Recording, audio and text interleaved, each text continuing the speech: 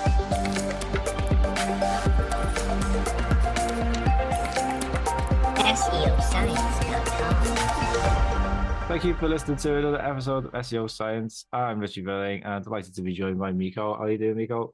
I'm good, yeah. We're plotting along working. Yeah, it's been a bit of a slog the last few weeks. Lost in a sea of spreadsheet cells. Basically, yeah. But it's starting to see the light now. And we wanted to chat today about something that's been popping up in the news lately, especially in the US, which is ads and pay-per-click campaigns, or PPC, as it more commonly known. So we're going to talk a bit about what they are, different examples of ad platforms and how they work, what role ads play in SEO, because there's always been a bit of a distinguishing sort of feature between ads and SEO, but there are them overlapping parts as well. And then we're going to look at a couple of cases that the US government has launched against Google. One was about monopolies, like Google definitely monopolizes the market on ads. So how we're going to look at how the case is going against Google there, and we're going to look at another case that is coming up in September, which is all to do about online ads, and that is again being brought against Google by the US. So lots going on, lots potentially to change in the future as well. So we're looking far ahead at the potentials. But let's look at them now. So Miko, what are ads and what is PPC, like on a basic level for anyone who's listening up there? Yeah, so pay-per-click is the way that advertisers and companies, so like Facebook, Instagram, obviously the same ones from Meta, and Google, now Bing as well, have moved into a space where they can ask you to pay in order for you to appear somewhere, wherever that might be. So there is quite a lot of things that go on, and like there's a lot of differences between the different platforms, but the principle is pretty much the same across them all, which is that you're paying for visibility, you're giving them a budget, and whatever you do with that budget, that's what they will give to you. I think the question we can answer by the end of this is like, what can be the effect of PPC on your business, and whether we think that it might change with the lawsuits coming in as well. Yeah, it is. It's people get a bit cynical about ads, especially if they do invest a lot of time and effort into SEO, because when those algorithm updates roll around and traffic drops. And then you have all the ads ones at the top, just sitting there. Yeah, well, it's because people have lost the traffic and they need to. You can't. Some people can't afford to lose the traffic. They rely on it for income. So that's when you're forced into situations where you have to pay for ads, and that's where people get the backs up. But I always found it quite interesting how ads work, because it's all auction based, isn't it? So what you're doing is essentially setting your budgets and your limits and for different keywords, and when you're trying to get to that top spot on Google search, you're bidding against other people, and it's like a blind auction. You don't know what other people are bidding. There's some SEO tools that can give you like ideas, like Amazon ads, for example. They will give you a bracket, but who the hell knows how accurate that is really? Because there is that sort of angle with ads that they want you to spend the money. So it's difficult. I mean, what's your experience with different ad platforms? So for my apprenticeship, we'll start off with the social media ones and then move on to Google so that we can segue that into the next part of the discussion. But my experience is, the first experience I ever had of working on any kind of advertisement was actually Facebook. For my apprenticeship, I was given a company which was kind of like they were advertising scented candles, and that was like what they were doing. So the person who's responsible for like teaching me and like doing my apprenticeship, my tutor, I guess you could say, they asked me to do this campaign, which involved making like a load of different ads and A and B testing them and seeing like which ones get the traffic, which ones don't, and creating posts based around it. Um, so I was hands off on like the budgeting side of it. I'll just let the company do it themselves. But I had to create them on Canva and just to tell them, oh, this is how I think you should do it for your product. And Instagram works in a similar way. Instagram and Facebook have also been favoring a lot of video advertisement recently, Yeah. which I was a big thing. Google also. We'll talk about that later when we get to Google Ads anyway. In recent years, especially it's like the short form content of like the shorts, the reels, TikToks, whatever it might be, is a lot more appealing to like people. So all the companies have moved to include that, and Facebook and Instagram are no different, obviously. Yeah. So when I was working at GarageRay, what we tried to do was come up with a lot of ideas for short form content and long form ads that we can then run. We tried TV advertising, which I guess is an old school type of pay-per-click. I mean, you pay for the certain channels that show it, and if you think about it that way, the current way that PPC works is not that much different. Like radio advertising and TV advertising was just a precursor to what's happening now. And with that, we had middling success here and there. People were more interested in like an instructional type of video rather than like an advert that was selling them things. Yeah. And you know, it wasn't exactly something that older audiences were looking for. They were more interested in like how do I do this and like the DIY side of the company. And then that's basically my experience with that. And then Google Ads is more my speed, to be honest. Yeah. Because I've had a lot more experience with that one.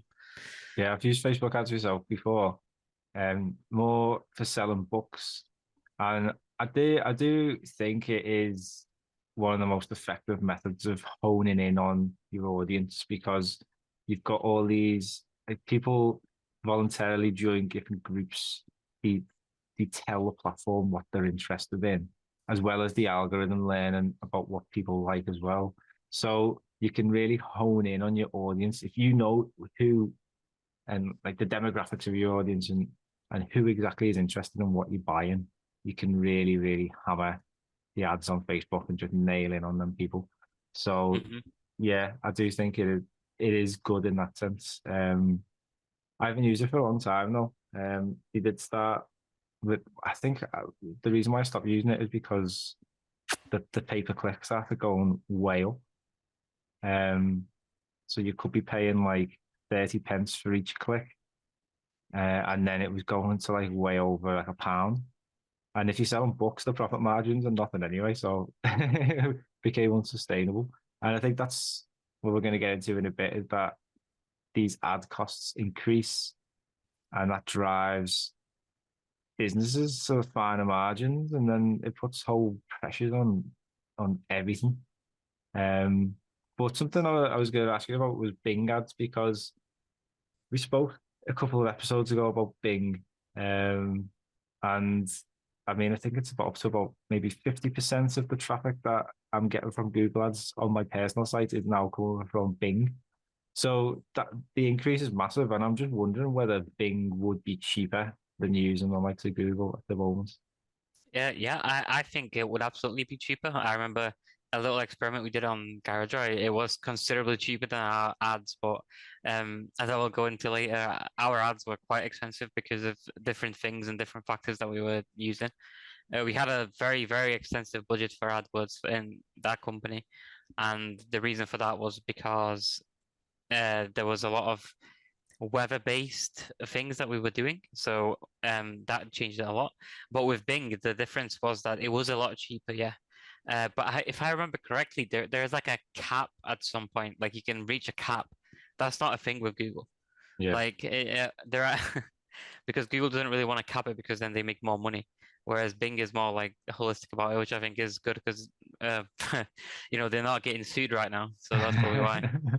Have you seen what's happening as well? Stay away from that one. a way that the Bing Analytics works is literally identical to Search Console and Analytics as well. So you can just track all the progress of your campaigns on there and things like that, and it's very nice and handy. Something that I was looking up before, I think yesterday or the day before, when I was looking at the court case going on between Google and the US, was that Bing is now like it's trying to make ads more obvious in recent times. Apparently, when the Bing was still going, which I think, yeah, I did notice when I was still doing it, was trying out the ads on there, was that it was quite hard to distinguish what was an ad and what wasn't.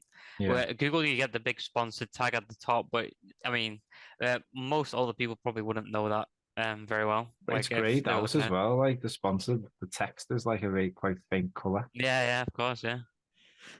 Whereas on Bing, yeah, it was less obvious. Now, what they've done is they've tried to make it more obvious, and also, um, they, I think it's called like green advertising. So, say if someone's being like environmentally friendly, they put those ads at the top. Well, they're like they would with PPC anyway, but then they say like this has been chosen for X reason or whatever, and it's like because they are like environmentally friendly products or environmentally friendly companies. Interesting. Well, yeah, it was an interesting read as well. Yeah. Yeah, I do think it works against companies when they make the ads too subtle. Like I remember when Musk took over Twitter, and the ads just were just like seamlessly blending in with your timeline. And I'm looking at some of them, I'm just thinking, who the hell is this person? I don't have a clue who this person is. Why are they on my timeline? And then you're like looking around for like an ad, and there's just like a tiny little A in the corner. And it's just you can't do that. It's just you feel like you've been tricked, and that annoys you, or you feel like you've been conned, and then you get more disgruntled with the product. So I think being open and honest is definitely the best way to go. With it's interesting that you mentioned to circle back to social media again. It's interesting that you mentioned like the ads thing on Twitter, on Instagram, Facebook, and YouTube. When you scroll past, you will see these short. When you scroll on the reels and shorts, sorry, you will see these ads that pop up. They take up the screen just exactly as like a normal short would. Um, and they do say that they are sponsored or an ad in the bottom left corner on Facebook. I think on YouTube it says sponsored above the video title, like at the bottom. Yeah, However, if you just casually browse, you might not even know that's a thing. On YouTube, when it's like in the full player on desktop, it is so obvious that it's an ad because it has a yellow play thing. It has skip ad on it most of the time. It tells you when the ad's going to finish, but that's not the case on YouTube Shorts. And then additionally on Facebook, what it says is like if you're in the middle of watching like a reel or yeah. I can't even remember what it's called. I think it's called reels. When you are in the middle of it, at the bottom left corner, it will show you like a circle and it says ad starting soon. But with these shorts and reels and whatever, you can scroll past to the next one. So it doesn't seem like a very effective way of advertising to me. But Yeah, people might have a different opinion on it. I know.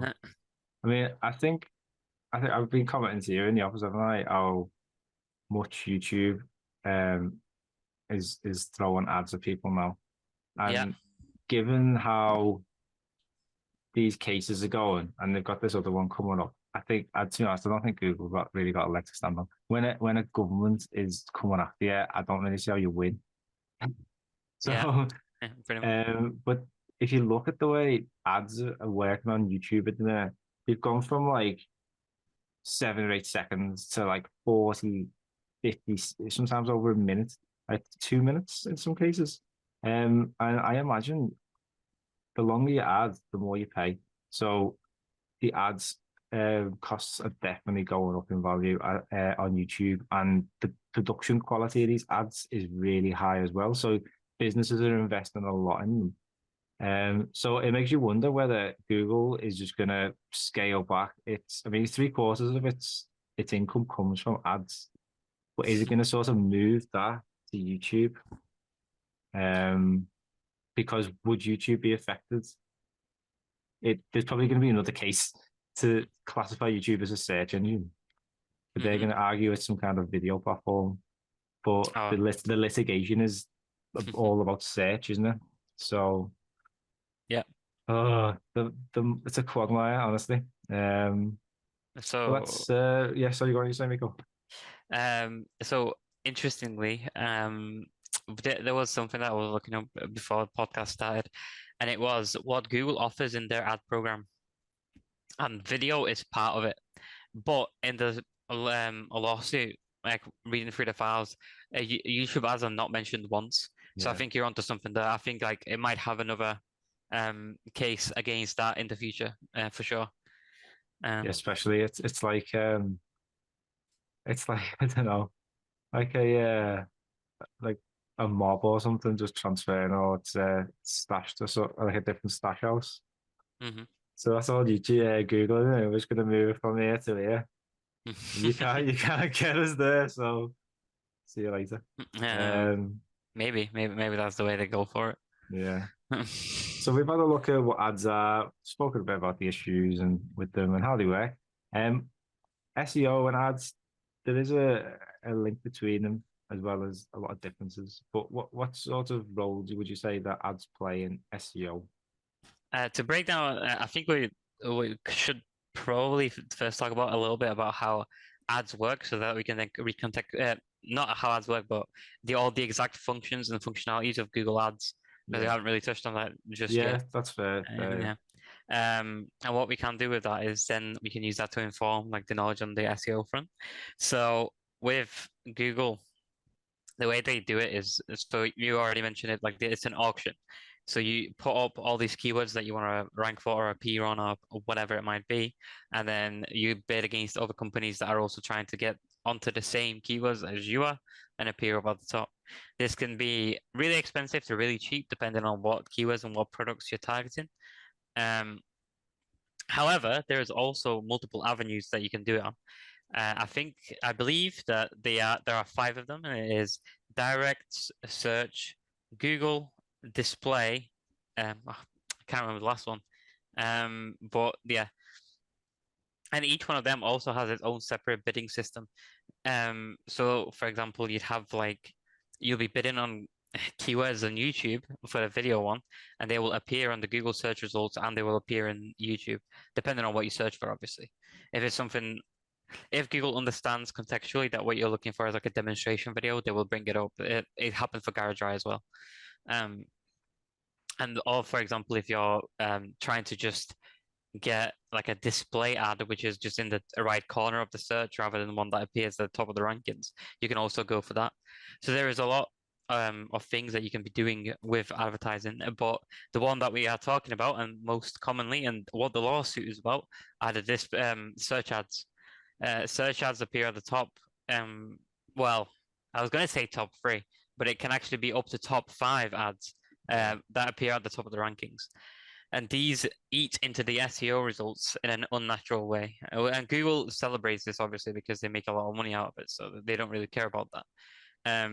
What this can mean for SEO and like SEOs in general is it can make you feel very like upset or maybe like, oh, all this hard work I'm doing in SEO and I only appear fifth in the search results, even though I'm number one, apparently. But there's Yeah, four other people above me that just paid for the convenience. yeah, In video game terms, especially in free-to-play games, there is a term called pay to win, yeah. and that's what I like to attribute PPC to, because Definitely. it's literally the exact same thing. Like It you is, pay yeah. to win the rankings, don't you? So pay to skip the queue, pay to skip the rankings, same kind of deal. Um, and that's what I think is the biggest hurdle for a lot of SEOs is understanding that ads can be used to help you, not just ads can be used to Completely. help you and not just harm you and like not make you feel like well make you feel bad for not having access to them or not using them. Yeah, definitely. It's um it's interesting how Google play around with the ads as well. Like we've been talking, haven't we, about this subtle positional change that they've made. So usually there'll be a bunch of ads at the very top of the search, and then you'd get like a featured snippet or Mm-hmm. some kind of search feature, and then you get like your organic results. We've seen recently, haven't we, the featured snippet at the top, then the ads, and then the organic search results. It's I don't know whether that's it's like A/B testing for Google, isn't it? But I don't know whether it would make a difference to the experience of clicking on the ads. I don't know. What do you think? I just think it just makes it a little bit frustrating for the most part. I think the experience is it's fine for the end user at the end of the day because they are searching for a particular keyword and say like the ad takes them to what they're looking for, then that's okay. Yeah, But in terms of like things that appear in our niches, most of the time this isn't a problem. Like we only really deal with like the search ads that appear at the top. But when you have like especially with carriage, oh, I remembered the last one was shopping ads. That's what it yeah, was. products and stuff. Yeah, Yes, exactly. Yeah. yeah, Because what that does is so say I'm looking for like a product, say like a pair of shoes or something like that. The screen looks completely different to how a normal search result looks. You have at the top of the screen, there's like shopping ads. You have like all these different types of trainers or shoes or whatever. On the right side, you have different types of trainers, the ones that are picked out, which are the display ads. Shopping yeah, ads at the top, display ads at the right, search ads at the top, like sandwiched, like obviously the top search results. And then sometimes you have a video ad. So you have all these things just congested at the top of the searches for what you're looking for, rather than actually finding like something that's like organically there. yeah. And that is for me is like the creator of the biggest problems on the Yeah, it dilutes everyone. If there's too many ads there, it dilutes the value of putting the ads there in the first place because there's too much competition. So like, what's the point in being like third in a bunch in a list of 5 ads? yeah, exactly, yeah. It's like, and you're still probably paying. I mean, I've seen some crazy cost per clicks in the last few years. Like in our niche, we just one keyword, and the cost per click was like $120. Because it's trying to match it to like the potential conversion that can come from it. That's why. Yeah, And so and I mean it makes a lot of sense. but that's That's what. why it'd be that high. But it's the market that's driving that price up. Google's not Yeah, saying that's the deal.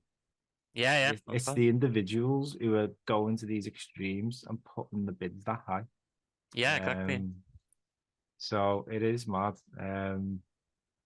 So what do you think about like you sort of flirted with the like the role that it can play? So obviously, if you take a hit traffic wise, you can activate ads to try and fill the void, or you can use it to help get a bit of traffic to a growing site or a brand new site. What other kind of roles do ads play, do you think, in SEO? I think it's what worked really well for me in the past is diversifying your portfolio of advertising, so like, or marketing rather, I should say. I mean, they're both kind of similar anyway. But so say so you want to do marketing, so you have one channel. A primary channel might be SEO, so you have that covered. Then you have PPC. Then you have social media. Then you have email marketing, maybe. You might have some physical type of advertising. You might deal with the press to get like press releases and news and stuff like that. And having all of those combined together and by working together is the best way to make it function, have the rankings and stuff like that, which I think is the biggest positive that you can have on that kind of level. I think PPC is a big part of that. And when it comes to SEO specifically, what sometimes that we had was we'd have a search result at the top, sorry, a paid search result at the top, then our page will be second, and then we'd have like site links or something like that. When you have it like that, it basically creates, which is funny when we get to the next part, a monopoly on that search term because Yeah, you have every single result possible covered. Like you have everything. And that's what a lot of companies like try to do with a lot of the products on Google anyway, and on other types of advertising too. interesting, isn't it? I think it's quite good using ads to test like conversion rates on landing pages as well, because sometimes like if you're waiting for pages to index and get a decent position, you're waiting ages. If you want to do quick tests to see how effective the layout and the structure of your site is, then you can just use ads, can't you, to get Yeah. traffic to it. Mhm. So yeah, we've covered that quite a bit of detail. Let's talk a little bit about these cases that are ongoing against Google.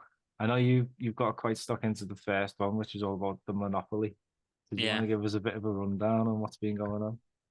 Okay. So I guess starting out, the best way to phrase it is this: in I believe in American law, a monopoly is something that owns over 70% of the market.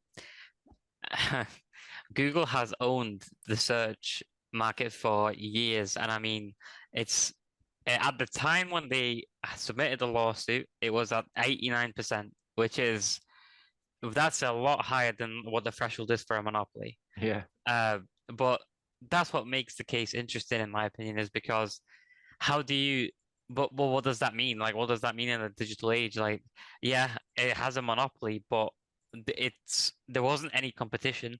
It's so synonymous with searching that rather than I'm going to search a term, you say I'm going to Google this, I'm going to exactly. Google that. Like, it's literally synonymous. Like, you can't argue that it isn't a monopoly. But I think the more interesting and like pressing part about it is it bad that it is a monopoly? Is it bad that it has? And I think the case with the ads is a reason as to why it is a bad thing. But Yeah, in general, I would think that it's mainly kind of a positive, to be honest. I mean, yeah, competition always helps and whatever. Like, yeah, it yeah, absolutely is a large part of like a success for businesses. But when you have been running the game for like 20 years already, and there's not really any, well, there is some competitors as we talked about with Bing before, but I can't really because Google is so ubiquitous and so massive in terms of everything. And most browsers that you use, or people will tell you to just use Google, like whether you're using Google Chrome or using Edge. The top search, the funniest part of Bing for me. Do you know what the most searched result is on Bing? Google. Or Google, yeah. So that's what a big part of the monopoly is like how do you tackle something that is so large that no one can really get into the market? I You know. can't really just be like, oh yeah, we'll cut Google off, but then what's gonna happen there? Like Yeah, you can't just Bing isn't just gonna magically rise up and become the top because like people might just use like Facebook search or something yeah, like that, something that they're already used to, like they already exist in the ecosystem for. Um, so making like a big, I guess they can uh slap fines on Google, make them pay like I think the ad lawsuit or the monopoly one, I can't remember which one, is like being sued for $24 billion. That's chump change for them, really. Like, yeah, it's not really chump change, but it is basically. Like, I mean, they probably make that off ads in like a yeah, couple of months. yeah. Probably, yeah. The revenue is insane. Yeah. It was interesting what Google's defense was. They just said we've won because we've got a superior product, Yeah, and yeah. But I and mean, what else can they yeah, say? yeah. And another thing which I found quite interesting is that it's the claim that it's not a monopoly because what monopolies tend to do, and this is the negative side of monopolies, is that they create a product, dominate the market, but once they're in that dominant position, they make the product worse to increase their um, returns. Now, a lot of SEO people would argue that search has been made worse, Mhm. um, and that's driving people towards ads, which is increasing their profits. So the monopoly argument is quite strong, but that is Google's counter. Mhm. And it's interesting what you say about the practices Google have adopted to make sure that they are the default for like different devices and products. Now I know they pay Apple an awful lot of money. Mhm. They also pay Verizon, Android, and I think in 2021, um, they paid 26.3 billion to Yeah. these companies to make sure that they were the default browser. Mhm. And they know that they're going to get that money back because when people use the browser, they're going to click on the ads. and that's Mhm. how it all works. Some interesting quotes that have been brought up. So these are from the closing deck, search advertising US and plaintiff states versus Google.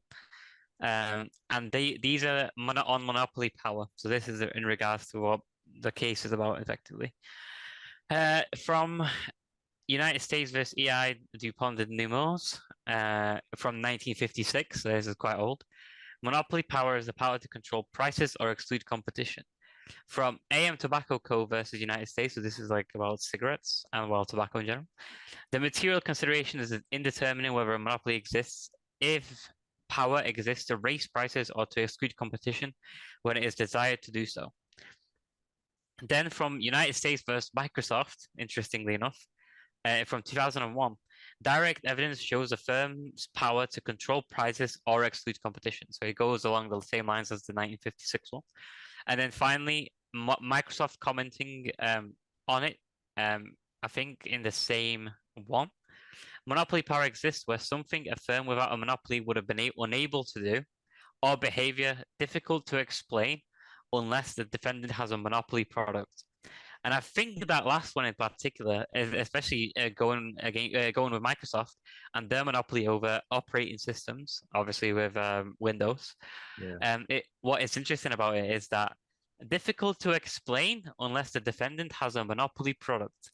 And I think that is true of Google. Like, I think that is the most true thing about Google, actually, because how do you explain the fact that rather than like paying like an ad spend or like a budget for ads, like if you in old school advertising, you'd pay like 500 and you have your ad shown on like the radio, or sorry, they talk about your ad on the radio or something like that. But you have this like a bidding system where people are like basically bidding with the business to try to like, get to the top because that will get them conversions. And I think an auction system like that would be difficult to explain unless you specifically had like an iron fist over it. Yeah. Or, like Like because cap, I like grew in Bingdon. yeah, exactly. Um, so that is really interesting for that monopoly thing. I think what this is going to have an effect on about regardless of what happens, I think like I said before, that I just don't think it would really change anything. I think what's going to happen is they're probably going to get fined, and that'll be it. Because currently, like Microsoft just isn't catching up. They don't really have like the capital, and they have a lot of different venues to worry about rather than just that. They obviously have like the gaming, they have the operating system, they have Microsoft Word and stuff like that, Yeah. which Google is also trying to compete with Google Drive. They have all the Uh, cloud stuff as well. Yeah, and all the yeah, that's the biggest moneymaker as well, the cloud technology stuff. Yeah, you're right. It's amazing, isn't it? It is Um, interesting though because some of the sorts of comments I was reading about the case, obviously in if it goes really badly for Google, there is the potential for them to have to change the business practices. And I think the pivot towards YouTube could sort of be an indicator that they are worried that that could actually happen. It's interesting some of the other allegations that are being thrown up. There was someone's about like anti-competitive mergers and publishers being bullied and forced essentially to use the ad technology. And the judge that's looking over the current case, he basically said the central issue with Google Ads is that or Google search is that there's basically not much of a substituted ability. That's what his phrase was for advertisers. If 90% of the market is there, that's not you've got no other option, have you really? And that's what it comes down to, I think, in that particular case. yeah. So what did you read about the ad one? The Like, other one, the other one's quite interesting because this was filed, I think, January this year. It's going to be here in September, and this one's all about online advertising. And there's been a lot of states piling into this one, and when I was reading up about it, and the commentary again was quite interesting. Some attorney generals have given quotes to the media, and there was one particular quote which I found quite illuminating. And if you're like looking at the reason why the US government has been so motivated to Mhm. bring not just one claim against Google, but two. Mhm.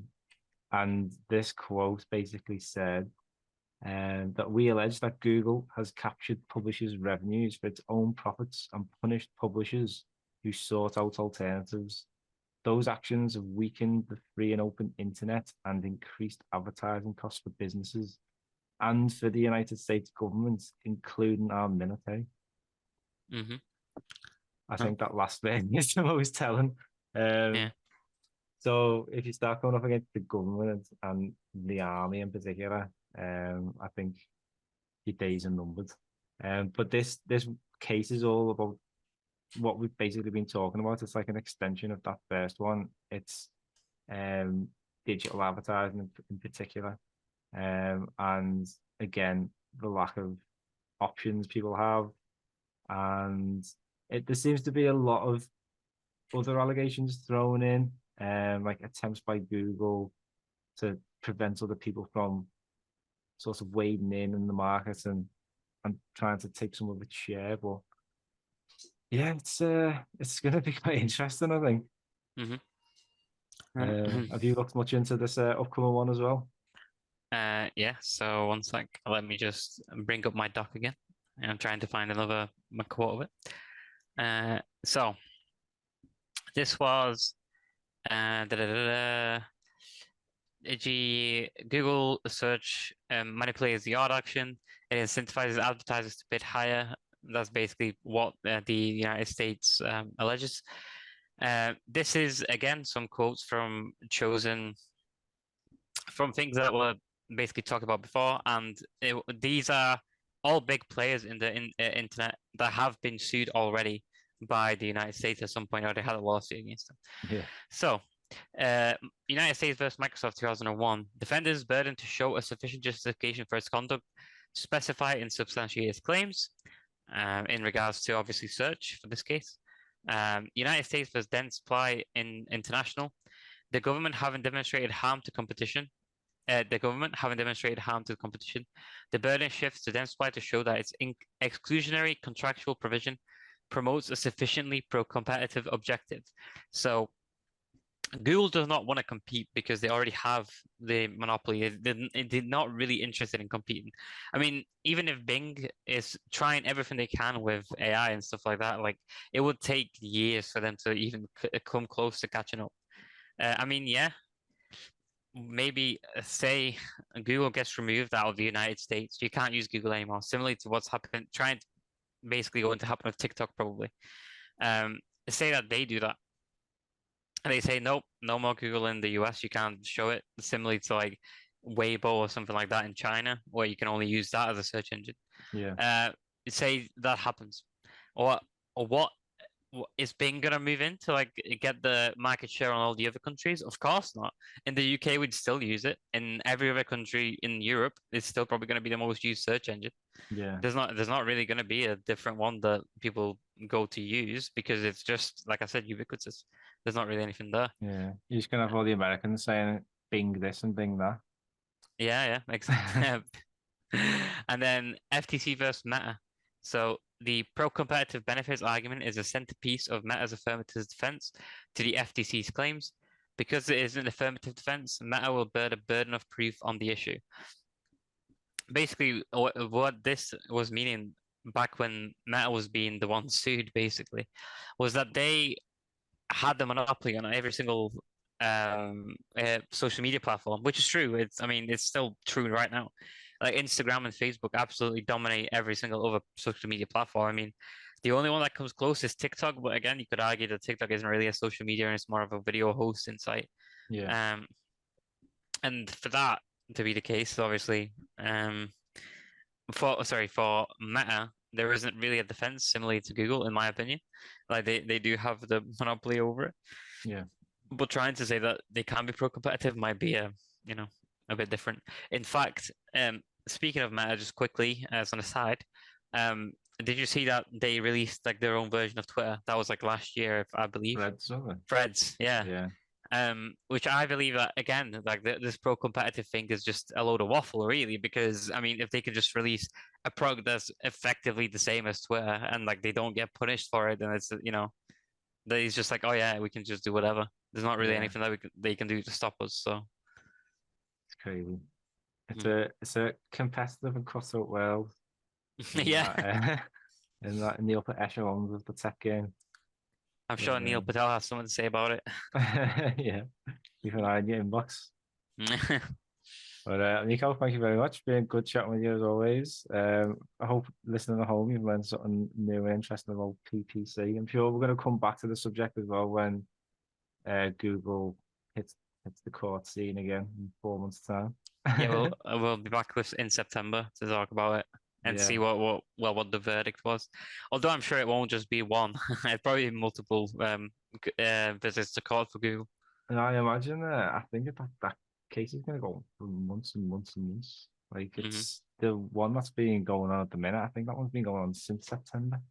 Yeah. So that's like 7 or 8 months. It's crazy.